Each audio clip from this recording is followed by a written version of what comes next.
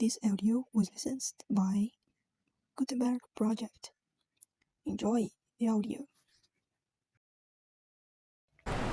Curious and curious, cried Alice. She was so much surprised that for the moment she quite forgot how to speak good English. Now I am opening out like the largest telescope that ever was. Goodbye, feet. For when she looked down at her feet, they seemed to be almost out of sight. They were getting so far off. Oh, my poor little feet. I wonder who will put on your shoes and stockings for you. Must manage the best way you can. But I must be kind to them, thought Alice. Or perhaps they won't walk the way I want to go. Let me see. I will give them a new pair of boots every Christmas. And she went on planning to herself how she would manage it. They must go by the carrier, she thought, and how funny it would seem, sending presents to one's own feet, and how odd the directions will look. Oh dear, what nonsense I am talking. Just then, her head struck against the roof of the hall. In fact, she was now more than 9 feet high, and she at once took up the little golden key and hurried off to the garden door. Poor Alice! It was as such as she could do, lying down on one side to look through into the garden with one eye. But to get through was more hopeless than ever. She sat down and began to cry again. You ought to be ashamed of yourself, said Alice. A great girl like you, she might well say this. To go on crying this way, stop this moment, I'll tell you. But she went on all the same, shedding gallons of tears, until was a large pool all around her, about 4 inches deep and reaching half down the hall. After a time she heard a little pattering of feet in the distance, and she hastily dried her eyes to see what was coming. It was the White Rabbit returning, splendidly dressed, with a pair of white kid gloves in one hand and a large fan in the other. He came trotting along in a great hurry, muttering to himself as he came. Oh, the Duchess! Oh, the Duchess! Oh, won't she be savage if I've kept her waiting? Alice felt so desperate that she was ready to ask help of anyone. So, when the rabbit came near her, she began in a low, timid voice. If you please, sir. The rabbit started violently, dropped the white kid gloves and the fan, and scurried away into the darkness as hard as he could roll. Alice took up the fan and gloves, and as the hall was very hot, she kept fanning herself all the time she went on talking. Dear, dear, how queer everything is today, and yesterday things went on just as usual. I wonder if I've been changed in the night. Let me think. Wasn't I the same when I got up this morning? I almost think I can remember feeling a little different. But if I'm not the same, the next question is, who in the world I am? And who in the world am I? Ah, that's the great puzzle. And she began thinking over all the children she knew that were of the same age as herself, to see if she could have been changed for any of them. I'm sure not Ada, she said, for her hair goes in such long wriggles, and mine doesn't go in wriggles out Oh, and I'm sure I can be Mabel, for I know all sorts of things, and she knows such things I used to know. Let me see. 4 times 5 is 12, and 4 times 6 is 13, and 4 times 7 is, oh dear, I shall never get to 20 at that rate. However, the multiplication table doesn't signify. Let's try geography. London is the capital of Paris, and Paris is the capital of Rome. No, that's all wrong. I'm certain I must have been changed for Mabel. I'll try and say, how doth the little... And she crossed her hands on her lap as if she were saying lessons, and began to repeat it, but her voice sounded hoarse and strange, and the words did not come the same as they used to do. How doth the little crocodile improve his shining tail, and pour the waters of the Nile on every golden scale. How cheerfully he seems to greet, how neatly spread his claws, and welcome little fishes in with gently smiling jaws. I'm sure those are not the right words, said poor Alice, and her eyes filled with tears again, and she went on. I must be a Mabel after all, that I shall have to go and live in that poky little house, and I have next no toys to play with. Oh, ever so many lessons to learn. No, I've up and made up my mind about it. If I'm Mabel, I'll stay down here. It will be no use their putting their heads down and saying, come up again, dear.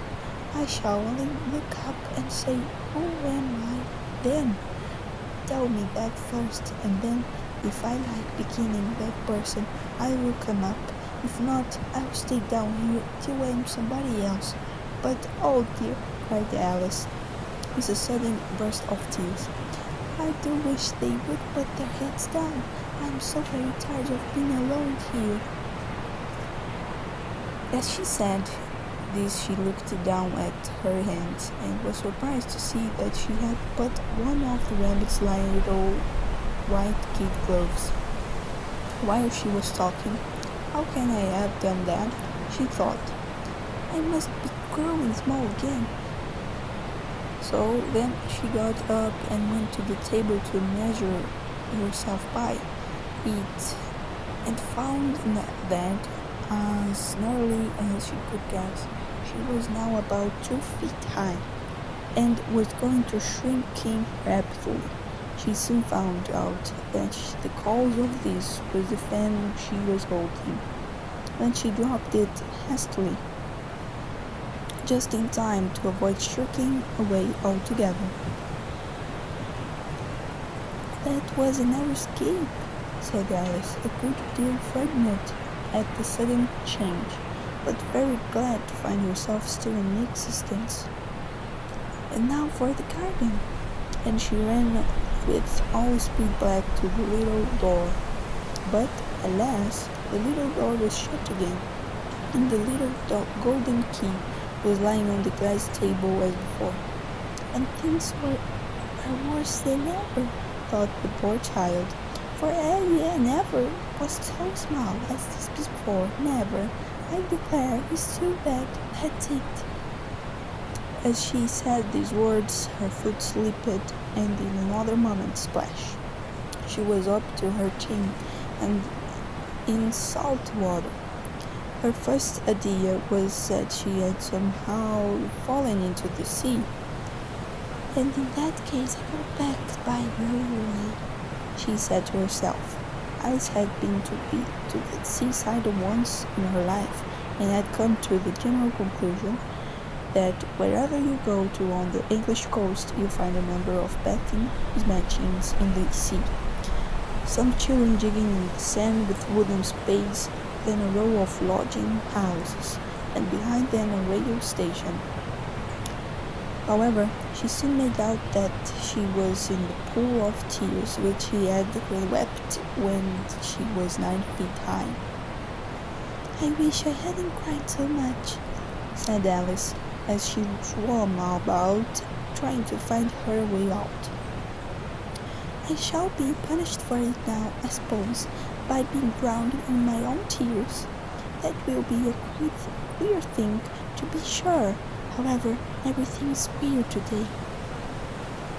Just then, she heard something splashing about in the pool a little way off, and she swam nearer to make out of what it was. At first, she thought it must be a walrus or hippopotamus, but then she remembered how small she was now, and she soon made out of it was only a mouse that had slipped in like herself. Would it be of any use now, thought Alice, to speak to this mouse? Everything is so out of the way down here that I should think very likely it can talk. At any rate, there is no harm in trying. So she began. Oh, mouse, do you know the way of this pool? I'm very tired of swimming about here. Oh, mouse. Alice thought this must be the right way of speaking to a mouse. She had never done much such a thing before, but she remembered having seen in her brother's Latin grammar. A mouse of a mouse to a mouse, oh mouse, oh mouse. The mouse looked at her rather inquisitively, and seemed to her to wink with one of its little eyes, but said nothing. Perhaps it doesn't understand English, thought Alice. I dare say it's a French mouse come over with William the Conqueror. For with all her knowledge of history, and had no very clear notion how long ago anything had happened. So she began again, speaking in French, which was the first sentence in her French lesson book. The mouse gave a sudden leap out of the water, and seemed to quiver all over with fright. Oh, I beg your pardon, cried Alice hastily, afraid that she had hurt the poor animal's feelings. I quite forgot you didn't like cats.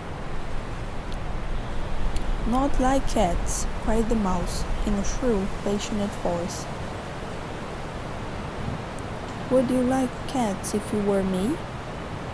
Well, perhaps not, said Alice in a soothing tone. Don't be angry about it, and yet I wish I could show you our cat dinner. I think you'd take a fancy to cats if you could only see her. She is such a dear, quiet thing. Alice went on, half to herself, as she swam lazily about the pool. And she sits purring so nicely by the fire, licking her paws and washing her face. And she is such a nice soft thing to nurse, and she is such a capital one of her catching mice. Oh, I beg your pardon, cried Alice again, for this time the mouse was bursting all over, and she felt certain it must be really offended. We won't talk about her any more if you like not, said Alice. We indeed, cried the mouse, who was trembling down to the end of his tail. As if I would talk on such a subject. Our family always hated cats, nasty, low, vulgar things. Don't let me hear the name again.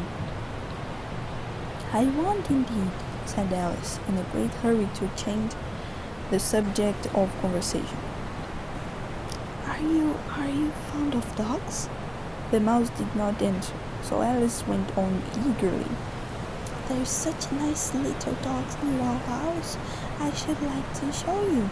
A little red-eyed terrier, you know, with all such long curly brown hair, and it will find things when you throw them, and it will sit up and beg for its dinner, and all sorts of things. I can remember half of them, and it belongs to a farmer, you know, and he says it's so useful. It's worth £100, He says it kills all the rats and, oh dear, cried Alice in a sorrowful tone. I'm afraid I've offended it again, for the mouse was swimming away from her as hard as he could go, and making quite a commotion in the pool as it went.